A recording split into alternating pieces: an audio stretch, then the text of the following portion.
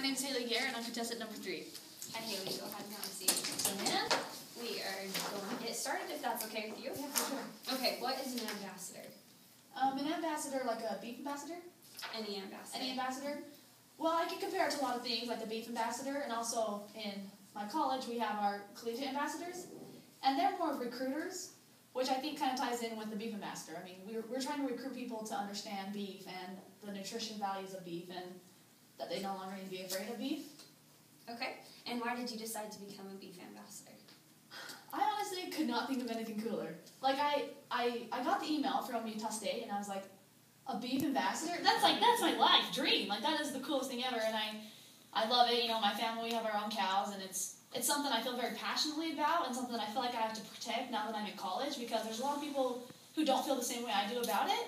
So it's something that, even as I've grown up and gone to college, I didn't realize affected me so much. You and me both. Okay, ground beef recalls have been in the news lately. Should consumers be concerned about ground beef safety? I think it's a good thing for consumers to always be concerned, because especially like 2000, the big E. coli. I just watched a movie called Food Inc. about that, and there's a lot. The movie, it's kind of one-sided, so I mean it's kind of hard to watch. So it's nice to know the other sides of the story. But in the movie, you know, in 2000 they had the big beef recall and E. coli and all that kind of thing. And I think it's important for them to be concerned, but I think it's also important for them to have some faith in the USDA and the FDA, because everything we're doing is approved by them. And I mean, we are the kind of people that, we're trying to feed the world. We're trying to feed 9 billion people in 2050, and we want that to be safe. We don't want them to have to be concerned about what they're eating on a daily basis. Okay, why are hormones used in beef, and how do you know that they are safe? Hormones are used in beef. It's nice on a production scale, because you get more for your buck and less bugs, pretty much, if that makes sense. Like, it's helping them grow faster and leaner with less money. So you're getting more yield. And what was the second part? And how do you know they're safe? They're safe. Once again, I'm just going to touch on the USDA and the FDA. I mean, they're all approved. They're all approved by veterinarians. Even a veterinarian that, let's say, prescribes something not approved by the FDA, they don't have the authority to do that. So I think it's just important to always remember that everything we give to our cows is FDA and USDA approved. Okay. What is the difference between a factory farm and a family farm?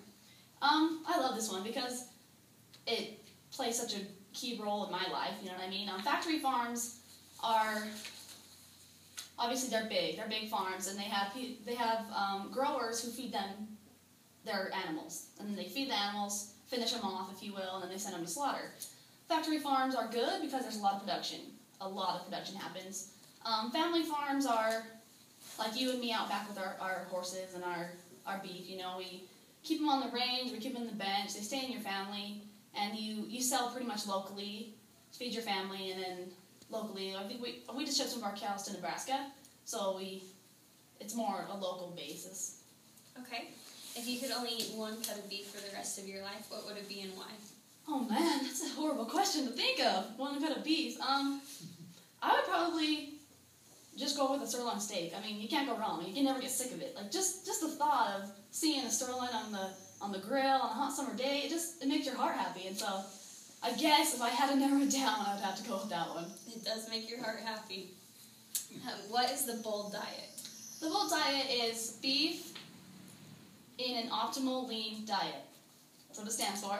And it's pretty much, it was based on a university in Penn State, some of their research, and they had a couple people just eat meat, and it turned out that it was very healthy for them, if that makes sense. So it just means that along with exercise and other dietal needs, that you can eat meat and that you will still be healthy. It's making you a lot more healthy than not eating meat at all. Okay. It is widely known that modern beef producers use antibiotics. Why are antibiotics used in beef? I like to think that antibiotics it's just like we use them.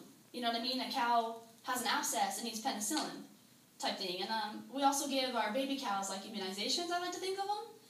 And I know they're safe because while I was giving shots to a baby calf one year, I gave it to myself. And, I was like, Dad, what am I going to do? And he's like, oh, you're fine. Don't even worry about it, So, we give it to them for their safety, for their health. We want to make sure they're healthy no matter what. And so that's why we give them antibiotics. And they are safe. They're FDA approved. They're veterinarian approved. So we always know they're safe. Okay. Why are beef prices so high right now, and why are they on the rise? That is a good question. I'm not sure I know the full answer. Texas and Nebraska are the biggest beef producers, and so it's got to have something to do with them, but I don't know. I need to go on to beefnutrition.com or Beef Magazine and look that up because I don't know the answer to that one. Okay. How can we save money at the grocery store on beef? We could save money in the grocery store at beef by